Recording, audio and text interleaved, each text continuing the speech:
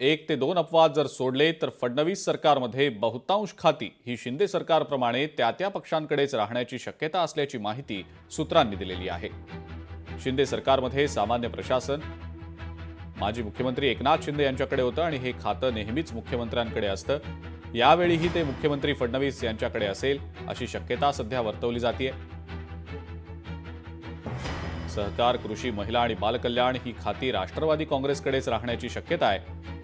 त्यामुळे आता शिंदे सरकारच्या वेळेला ज्या पक्षाकडे जी खाती होती त्या पक्षाकडे तीच खाती ही कायम राहण्याची शक्यता वर्तवली जाते।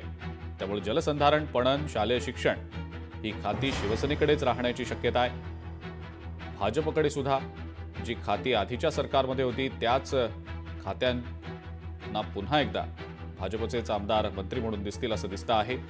सध्या तरी याच संदर्भातली अपडेट समोर येते।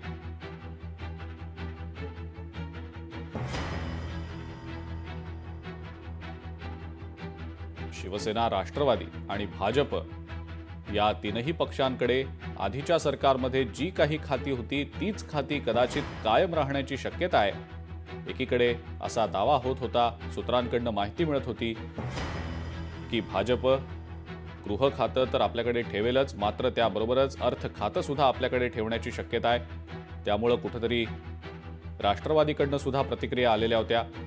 अर्थ खातं मिळण्यास अजित पवार हे आग्रही असल्याचं समजलेलं होतं। आधीच्या शिंदे सरकारमध्ये, महायुतीच्या सरकारमध्ये अर्थ खातं अजित पवारांकडे होतं। मात्र जी काही महत्त्वाची खाती तीनही पक्षांनी आपापसात वाटून घेतलेली होती ती खाती त्या पक्षांकडेच राहण्याची शक्यता जास्त दिसतेय। भूषण शिंदे आपले प्रतिनिधी आपल्या सोबत आहेत सध्या, त्यांच्याकडनं या संदर्भातली अधिक माहिती आपण जाणून घेणार आहोत। भूषण, आधीच्या शिंदे सरकारमध्ये तीनही पक्षांकडे जी काही खाती होती महत्त्वाची, खास करून तीच खाती फडणवीस सरकार आल्यानंतर सुद्धा आता कायम असतील की काय अशी शक्यता दिसतेय। काय नेमकी याबद्दलची माहिती समोर येताना दिसतेय?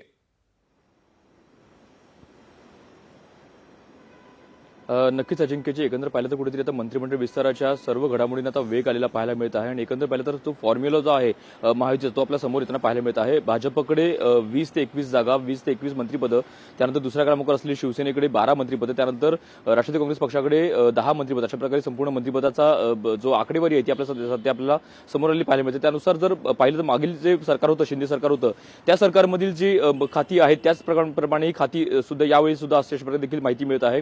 एकंदर जी महत्त्वाची खाती जी आहेत, गृहमंत्री पद असेल किंवा ऊर्जा खाते, महसूल खाते, ही जी महत्त्वाची खाती आहेत ती सुद्धा पुन्हा भाजपकडे असतील। त्यासोबतच उद्योग मंत्री पद असेल किंवा शिक्षण, आरोग्य, अशा प्रकारची खाती जी आहेत ती शिंदेच्या शिवसेनेकडे असतील आणि एकंदर अजित पवार यांच्याकडे जी खाती होती तीच खाती पुन्हा सुद्धा या टर्म सुद्धा असतील, अशा प्रकारे देखील माहिती मिळत आहे। आणि एकंदर पुन्हा तीच रीक ओढत कुठेतरी तोच फॉर्म्युला सध्या आपल्याला इथं या सरकारमध्ये देखील वापरताना पाहायला मिळेल, अशा प्रकारे देखील शक्यता सध्या वर्तवली जाते। त्यामुळे आज संध्याकाळपर्यंत संपूर्ण चित्र आहे ते स्पष्ट होताना आपल्याला पाहायला मिळेल आणि उद्या जो मंत्रिमंडळाचा शपथविधी सोहळा आहे तो देखील पार पडणार आहे। त्यामुळे आज संध्याकाळपर्यंत चित्र जे आहे ते स्पष्ट होईल आणि एकंदर मागचाच फॉर्म्युला सध्या या सरकारमध्ये देखील येतो की काय हे पाहणं महत्त्वाचं असेल। ठीक आहे भूषण, धन्यवाद, सविस्तर माहिती दिली त्याबद्दल। लोकशाही मराठी ऐका, पहा, जागरूक रहा।